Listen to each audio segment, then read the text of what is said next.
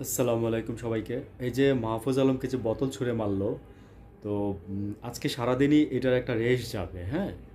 তো গতকালকে আপনার এই যে ওরা সারাদিনই অবস্থান করছে। তো রাত্রেবেলা মাহফুজ আলম বুঝাইতে আসছিল, দেন ওনার উপর ক্ষিপ্ত হয়ে ওনাকে বোতল ছুঁড়ে মারে, হ্যাঁ? তো উনিও বলছে যে পরে সংবাদ সম্মেলন করে অনেক কিছু বলছে। তো আমি জাস্ট বলতে চাচ্ছি যে মানে আপনারা তো আওয়ামী লীগ সরকারের আমলে এই দাবিগুলো করতে পারতেন, করলেন না কেন তখন? তখন তো রাস্তায় দাঁড়াতেও পারতেন না বা চিন্তাও করেন না এগুলো, কেন ভয় পাইতেন ওনাকে?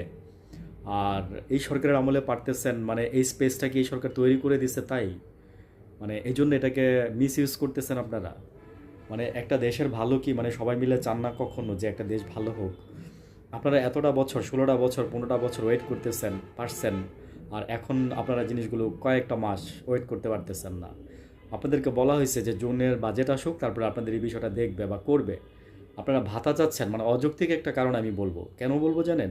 কারণ হচ্ছে আপনারা 70% শিক্ষার্থী ঢাকার বাইরে থেকে আইসা যারা থাকতে চাবেন তাদেরকে সরকার থাকা খাওয়ার টাকা দিতে হবে আপনাদেরকে।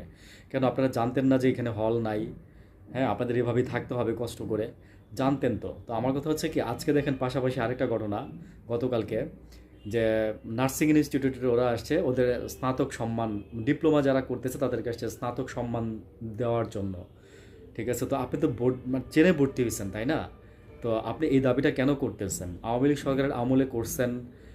সেখানে সুবিধাবাদী মানে অনেক লোকজন ছিল যেগুলো আপনাদেরকে ইউজ করছে।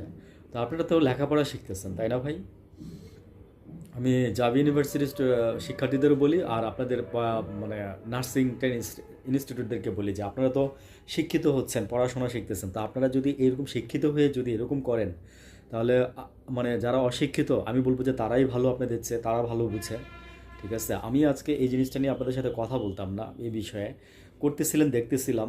তো একটা ছেলে বলতেছিল যে যমুনায় আমরা আসলে মানে মারে, হ্যাঁ, আর আমরা ওর সার্জিস নাহিদ এরা গেলে আপ্যায়ন করে।